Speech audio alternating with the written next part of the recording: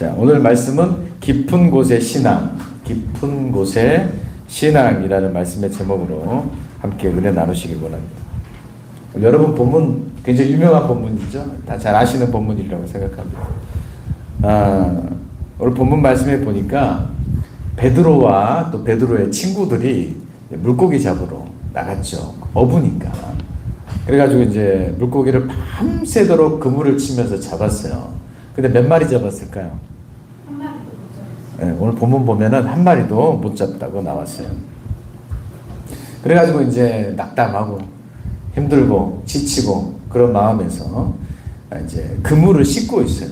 여러분 고기를 다 잡고 그물을 씻어야죠. 맞죠? 뭐 이제 이끼도 끼고 막 그렇지 않아요. 그러니까 다 이제 비린내 없도록 다 씻고 이렇게 있는데 이제 아침 정도 됐을 때 예수님께서 이제 무리를 가르치시려고 설교하시려고 이 갈릴리 해변으로 오신 거예요.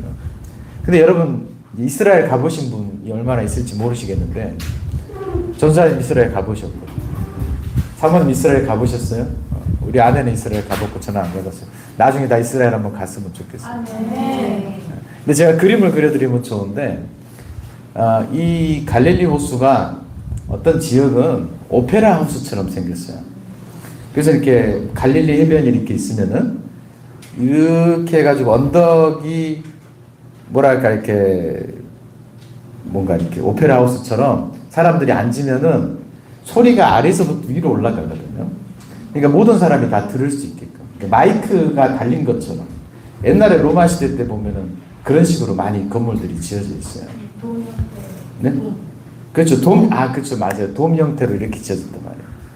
그러니까 예수님께서 밑에서 얘기를 하시면 다 들을 수 있어요. 몇천 명이 오든 몇만 명이 오든 다 들을 수 있어요. 게다가 이제 그 해풍이 불면은 바다나 호수에서 해풍이 불면은 바람을 타고 소리가 가기 때문에 지금 제가 살살 얘기해도 여러분이 다 들리는 것처럼 예수님이 말씀하시면은 특별한 마이크 시스템이 없어도 다 들린단 말이에요. 그러니까 예수님이 거기서 많이 얘기를 하시고 사람들은 거기서 이제 예수님 말씀 듣는 그런 것이죠. 그러니까 베드로가 그물을 다 씻고 있는데 사람들이 이제 다 이렇게 몰려드는 거예요. 예수님 말씀 듣고. 예수님이 말씀을 전하시면 문제가 있는데 예수님 몸을 자꾸 만지려고 그래요. 사람들이. 왜 그럴까요? 병이 나와요. 그렇죠. 병이 나는 경우가 있기 때문에 그래요. 믿음으로 예수님 옷자락만 딱 잡은 사람이 병이 났잖아요. 혈류병이들이. 그러니까 예수님 몸을 막 만지려고 그래요. 조용기 목사님이 이제 특별히 많은 분들 가운데서 신유의 은사가 있어가지고 병 고치는 은사가 많이 있으셨잖아요. 그러니까 이제 그 다른 나라 특히 뭐 브라질 같이 뜨거운 그런 곳에 집회를 가시면은 사람들이 군중들이 딱 있으면 헬기를 타고 오셔가지고 강단에 이렇게 들어가셔야 했던 경우들이 많아요. 왜냐면은 만지니까. 왜냐면은 그 병이 낫는 경우들이 있으니까 실제로. 예수님도 마찬가지. 예수님 막 만지려고 하는데 설교가 되겠어요?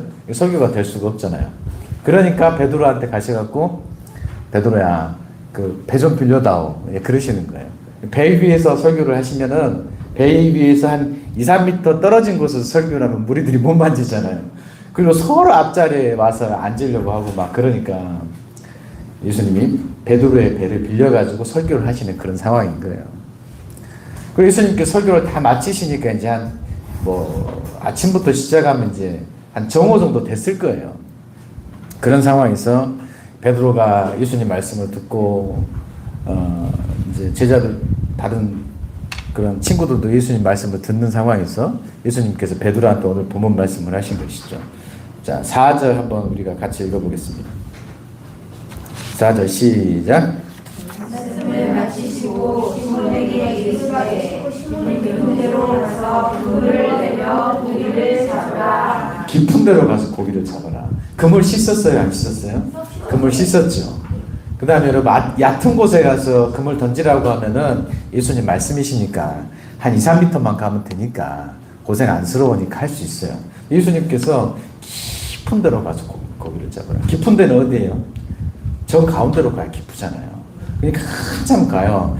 여기 이 게네사렛 호수, 갈릴리 호수는 굉장히 큽니다. 그래서 바다라고도 할 정도로 커요. 거기까지 한참 지금처럼 모타포트로 쉥 가는 것도 아니잖아요. 누워 저어서 가고 막 그래야 되는데 힘들어 죽겠어요. 여러분 밤새도록 여러분 일했어요. 한마디도 고기를 못 잡았어요. 또 예수님 설교하는 거 들었어요. 힘들어 죽겠는데 깊은 데로 가서 고기를 잡으라는 거예요. 여러분 어떻게 하시겠어요? 여러분 같으면 네? 쉽지 않겠죠? 네. 사모님 어떻게 하겠어요? 순종하겠어요? 저렇게 훌륭해. 저 같으면 참 쉽지 않았을 것 같아요. 그리고 여러분 상식적으로 고기는 밤에 잡는 거예요. 그물. 왜냐하면 이 밤에는 그물이 잘 안 보이잖아요. 그래서 고기가 잡힐 확률이 많고 또 밤에는 고기들이 움직이지를 잘 않아요. 고기들이 눈을 뜨고 잡니다. 금붕어 키워보신 분들은 아시겠지만은. 그래서 밤에 그물을 잡는 게 좋아요. 게네사르 호수는 특히 그래요. 예수님은 지금 대낮인데 고기를 잡으라는 거예요. 밤에도 한 마리 안 잡혔는데 낮에 잡으라고 하시는 거예요. 그 다음에 그물을 던지려고 하면 적당한 깊이로 던져야 돼요. 너무 깊으면은 또 잡기가 어려워요. 예수님은 목수 출신이잖아요. 석공 출신이잖아요. 근데 자기는 베테랑 어부야. 근데 목수가 깊은 데로 가라 그래. 상식이 안 맞아. 자기 경험에 안 맞아. 자기 합리적인 것에서 안 맞아. 근데 예수님이 시키니까 베드로가 어떻게 했어요? 자, 5절 말씀 봅시다. 5절 한번 다 같이 읽어봅시다. 내가 말하는 것처럼 시작. 시몬이 대답하여 이르되 선생님 우리들이 다랑이 스스로 수고하였으되 잡은 것이 없지만은 말씀에 의지하여 내가 그물을 내리리라 하고. 내 경험과 상식으로는 도저히 말이 안 맞지만은 하나님 말씀에 의지해서 예수님께서 말씀하시니까 그 말씀에 의지해서 내가 그물을 내리리라 이렇게 얘기를 하는 거예요. 따라서 해봅시다. 말씀에 의지하여. 말씀에 의지하여. 따라서. 말씀에 의지하여. 내가 그물을 내리리다. 내가 그물을 내리리다. 네, 우리가 그런 신앙이 있어야 돼요. 아멘. 이것이 깊은 곳의 신앙이에요. 얕은 곳의 신앙이 아니에요. 예수님 말씀에 순종해서 상식과 경험에 위배될지라도 깊은 곳으로 갈 수 있는 신앙. 그것이 깊은 곳의 신앙이라는 것이에요. 근데 이게 이제 예수님께서 계시는 2000년 전에 과거에만 이 만선의 기적이 일어났던 것이 아니에요. 경상북도 포항에 있는 김상태 집사님한테 이와 똑같은 이보다 더 큰 기적이 일어나서 한국교회 굉장히 이슈가 됐던 적이 있습니다. 김상태 집사님은 2000년도에 연말에 굉장히 큰 빚더미 가운데 어려운 상황이었습니다. 밤새 고기를 못 잡은 베드로보다도 더 상태가 안 좋았던 비참한 상태였어요.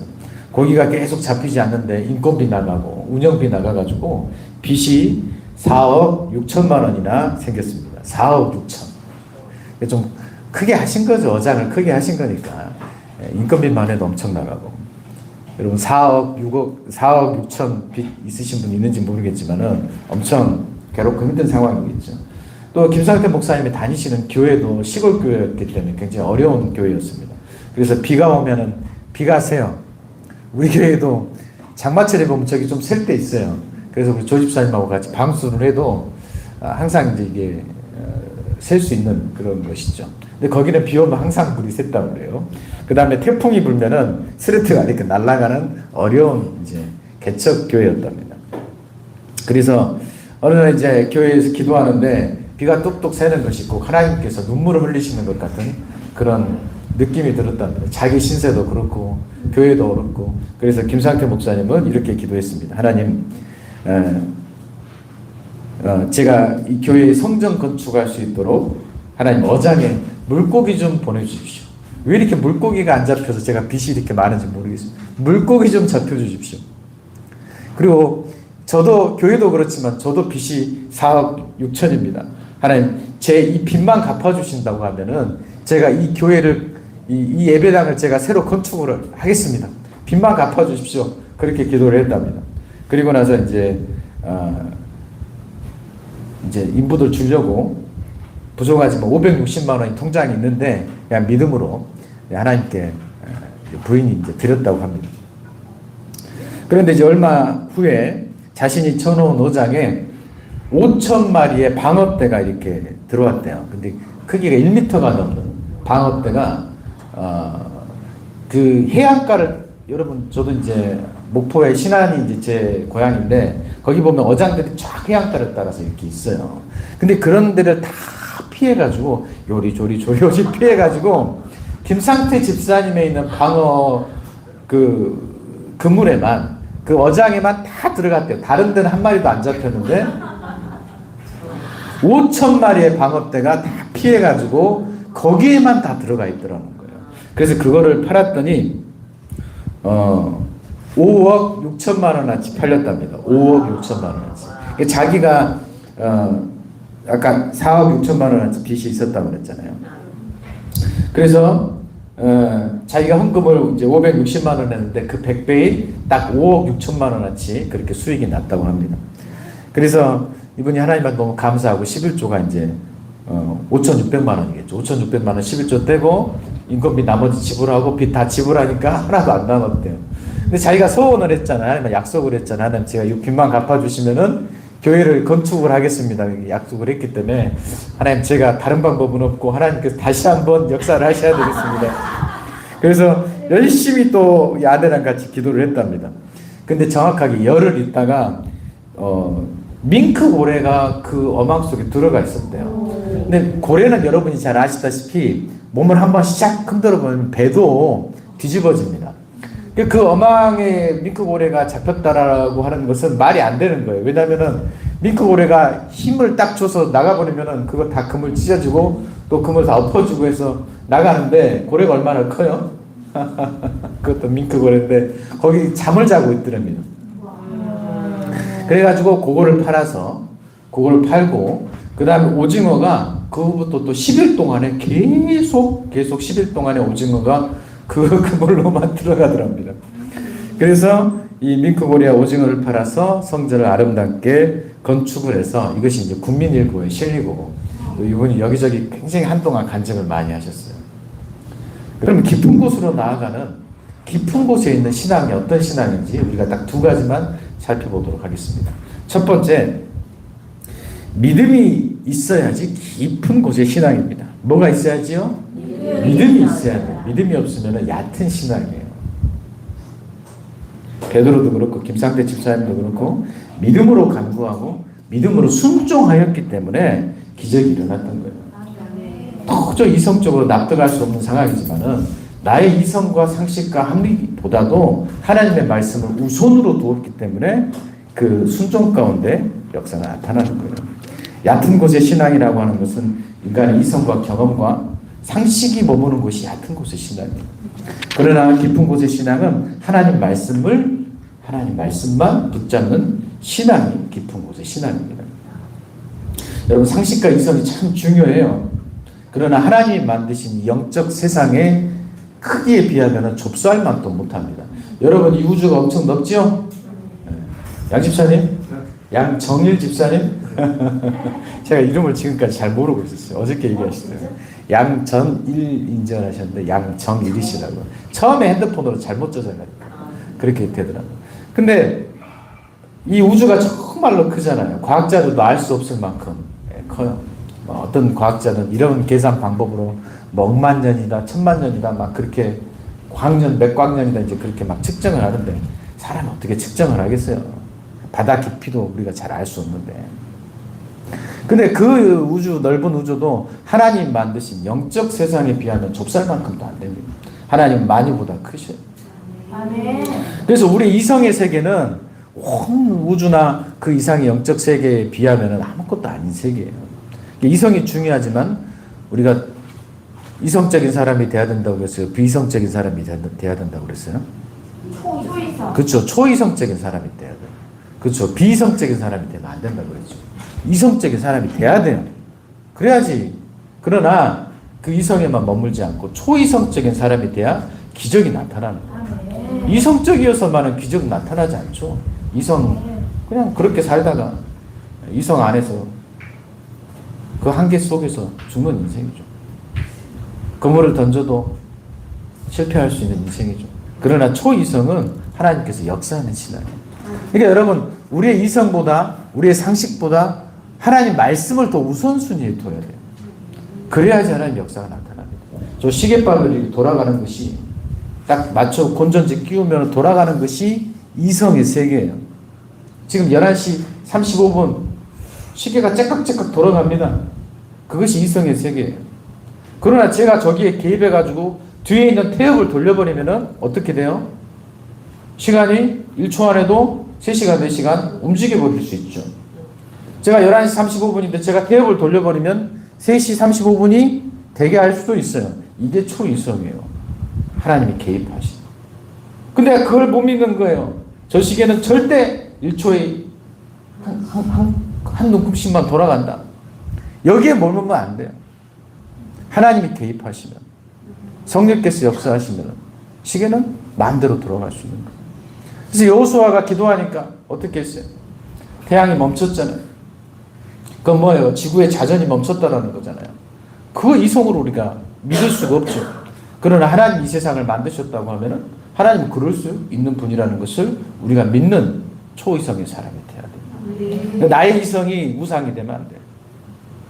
하나님이 신이 되셔야 된다는 거예요. 여러분, 우리 아브라함을 믿음의 조상이라고 얘기하면 아브라함은 갈대아 우르에서 우상을 파는 사람의 아들로서 태어났습니다. 하나님께서 어느 날 말씀하시는 거예요. 내가 지시할 땅으로 가라. 내가 지시할 땅으로 가라. 어딘지 모르고 출발을 했어요. 처음에는 잘 출발을 했습니다. 그러나 하나님께서 하지 말라고 했는데 친척도 떠나고 아비도 떠나라고 그랬는데 친척과 결별하지 못하고 아버지하고도 결별하지 못했어요. 어영부영하면서 가나안 땅으로 들어가지 않았어요. 그러다가 아버지가 돌아가시고 나서 그제서야 순종해서 가나안 땅으로 들어갔어요. 하나님 말씀대로 가나안 땅에 들어가면 잘 먹고 잘 살 줄 알았어요. 근데 뭐가 일어났어요? 기근이 일어나는 거예요. 그래서 그 아브라함의 믿음은 아직 얕은 곳의 믿음이었어요. 그래서 내가 하나님 말씀을 듣고 순종했더니 기근이 일어나는구나. 여기서 내가 곡식을 심은 듯 뭘 할 것이며 여기서 어떻게 우리 처자식을 먹여 살릴 수 있을 것이냐. 그때 자식은 없었으니까 아내를 어떻게 먹여 살릴 수 있을 것이냐. 그렇게 생각을 하고 하나님 말씀에 불순종해서 이집트로 내려갑니다. 이집트에 가면은 그래도 먹을 것이 있으니까 거기 가서 살아야 되겠다. 자기 이성을 의지했어요. 그 내려가는데 거기가 보통이 아니에요. 왕권이 강해가지고 왕이 얼마든지 자기 아내를 뺏어갈 수 있는 그런 나라였어요. 게다가 자기 아내는 좀 이국적인, 이집트 사람들은 얼굴이 까마득 하잖아요. 그런데 저 중동 사람들은 조금 얼굴이 뭔가 좀 백인과 황인이 좀 중간인가 좀 그렇잖아요. 그래서 좀 이란, 이라크 지금 생각하면 괜찮아요. 그때 수리아 문명이 그 근처에 있었으니까. 그러니까 이 사라가 자기 보기에도 이쁘고 또 이국적으로 보니까 이집트 왕이 언제든지 뺏어갈 수 있다고 생각을 했어요. 그래가 얕은 꾀를 냅니다. 어떻게 했어요? 네, 우리가 부부가 아닌 척 하자. 우리가 온누인 척 하자. 그렇게 얘기를 했어요. 근데 바로가 소문을 듣고 아내를 데려가니까 아내한테 장가 가려고 하니까 그제서라도 얘기를 해야 되잖아요. 그러나 내가 거짓말하는 것이 들통나서 왕한테 이렇게 될까봐 그냥 아내를 코이 시집을 보냅니다. 얕은 꾀, 얕은 신앙. 자기 이성과 합리를 의지하는 신앙이에요. 자기 꾀에 자기가 넘어가잖아요. 근데 하나님께서 그런 아브라함을 불쌍히 여기셔서 어떻게 하십니까? 그 바로의 집에 재앙을 주시고 하나님께서 알게 하시는 거예요. 이 모든 사건의 전말을 알게 하셔서 이 사라를 고이 모셔가지고 다시 아브라함에게 인계하고 그 다음에 아브라함에게 줬던 폐물도 그냥 줘서 보냅니다. 이 일을 통해서 아브라함은 하나님이 역사하시면은 바로의 왕 가운데서도 나를 건지실 수가 있고 그 다음에 이 어려운 상황에서도 은근 폐물을 나한테 주실 수 있는 하나님이시구나 하고 알고 나서 가나안 땅으로 돌아가서 하나님께 예비하는 인생이 되는 거예요. 깊은 신앙이 되는 거예요. 우리가 하나님을 믿기로 했다고 하면 이 깊은 신앙이 돼야 돼요. 하나님 안 믿으려면 안 믿고 믿으려면 제대로 믿어야 돼요. 이것도 아니고 저것도 아니면 뭐 하겠어요. 교회 와서 그냥 내 마음 편하려고 하는 그 신앙에서 넘어가서 내가 기도하면 기적이 일어나고 내가 기도하면 하나님 역사가 나타나고 하나님 영광이 나타나고 그 다른 사람을 변화시키는 그러한 깊은 곳의 믿음으로 우리가 나아갈 수 있습니다. 두 번째, 깊은 곳의 믿음이라고 하는 것은 성령 충만한 믿음입니다. 뭐라고요? 성령 충만한 신앙이 깊은 곳의 신앙이에요. 에스겔 47장에 보면은 에스겔이 환상을 봅니다. 근데 어떤 환상을 보냐면은 성전을 봐요. 성전.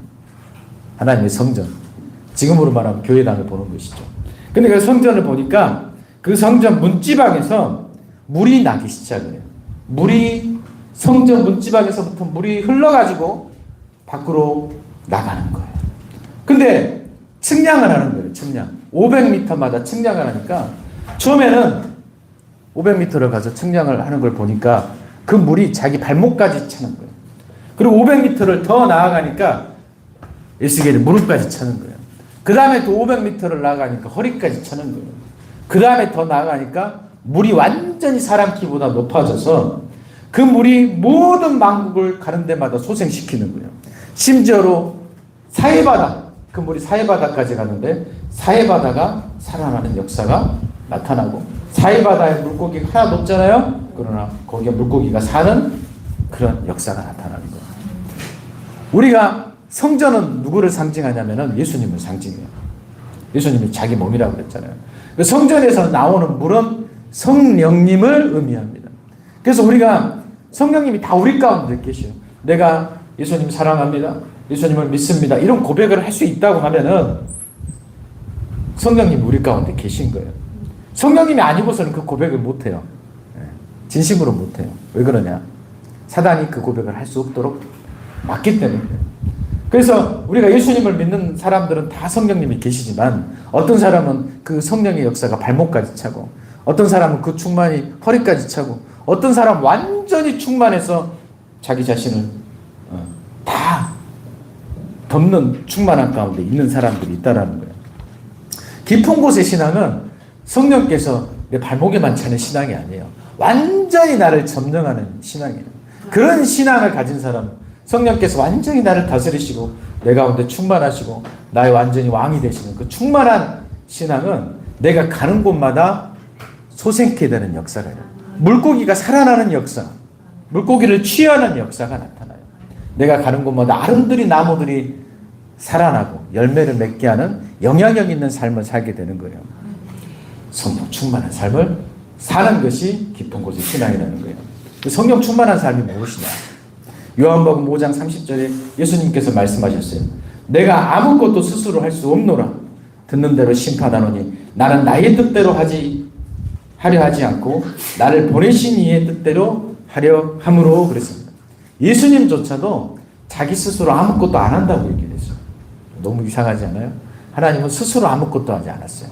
하나님이 원하시는 대로 하셨어요. 성령께서 인도하시는 대로 하셨어요. 우리에게 본을 보여주시려고 그렇게 하신 거예요. 성령 충만의 본은 내가 스스로는 아무것도 하지 않는 거예요. 하나님 안에서 모든 것을 하는 신앙이에요. 왜 그러냐면 우리 요한복음 15장을 보면 알 수가 있는데 요한복음 15장에서는 예수님은 우리의 본질이 뭐냐면은 포도나무 가지라고 얘기했습니다. 15장 4절에 보니까 내 안에 거하라 나도 너희 안에 거하리라. 가지가 포도나무에 붙어있지 아니하면 스스로 열매를 맺을 수 없음같이 너희도 내 안에 있지 아니하면 그러하리라. 나는 포도나무 너희는 가지라. 너희는 가지라. 그가 내 안에 내가 그 안에 거하면 사람이 열매를 많이 맺나니 나를 떠나서는 너희가 아무것도 할 수 없습니다. 그렇게 말씀하고 있어요. 이걸 인정하는 신앙이에요. 우리는 포도나무가 아니에요. 포도나무는 스스로 독립되어 있는 존재입니다. 아무런 도움이 없어도 땅에서부터 양분을 끌어오고 또 광합성을 해가지고 살아있는 존재예요.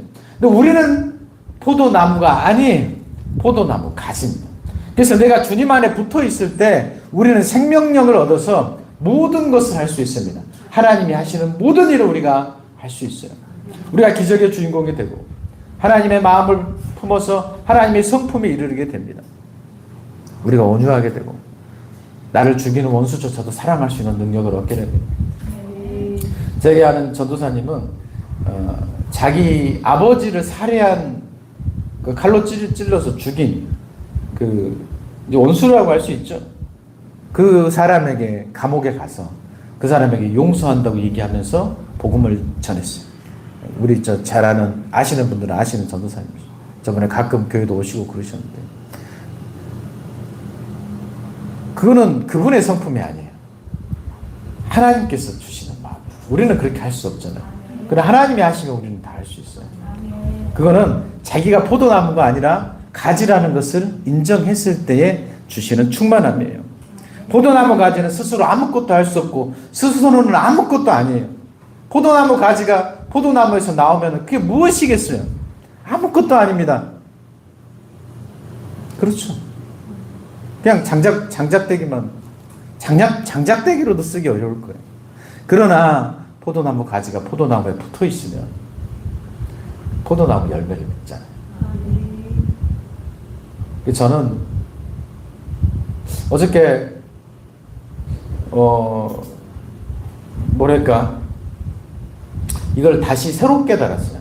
그러면서 너무 잔잔한 기쁨과 평안 가운데서 설교 준비를 했어요. 저는 되게 은혜를 많이 받았어요. 근데 제가 얼마나 이거를 표현할 수 있을지 그거는 이제 의문이고 여러분이 얼마나 받아들일 수 있을지 그것도 이제 의문입니다. 여러분 안에 성령께서 이것을 가르쳐 주기를 원합니다. 이거 말로 표현이 안 되는 거예요. 제가 이렇게 설명을 했지만 말로 표현이 안 돼요. 성령께서 알려주셔야 돼요. 이게 뭐냐? 나는 스스로는 아무것도 아니에요. 스스로는 아무것도 아니에요. 그러나 하나님 안에서 나는 모든 것이에요.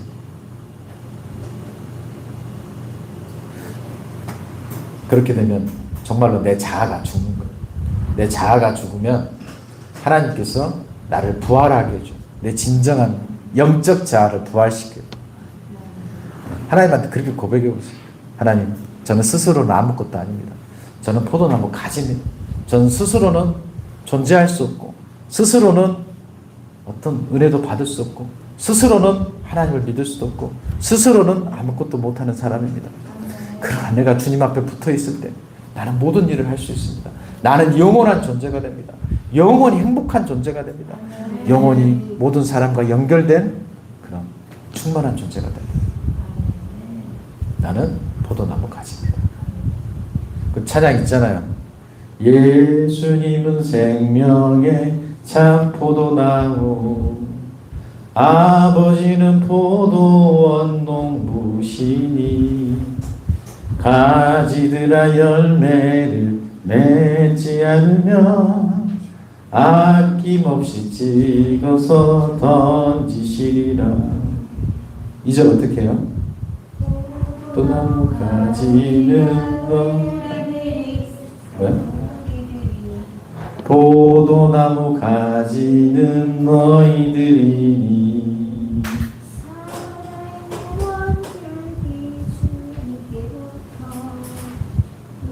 또 피고 꽃 피워 열매를 맺자 포도송이를 주님께 붙어있으면 열매를 맺는다는 말씀입니다.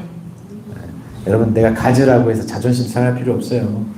하나님에 붙어있는 가지는 만유보다 위대하고 우주보다 위대해요. 이런 깊은 곳에 신앙으로 나아가는 사람에게는 하나님께서 사명을 이루게 하셔요. 10절 보니까 무서워 말라 이제부로는 내가 사람을 취하리라. 옛날 성경에는 사람을 낳는 어부가 되리라 그렇게 얘기하고 있어요. 여러분 고기를 잡는 어부는 고기를 죽여야 살 수 있어요.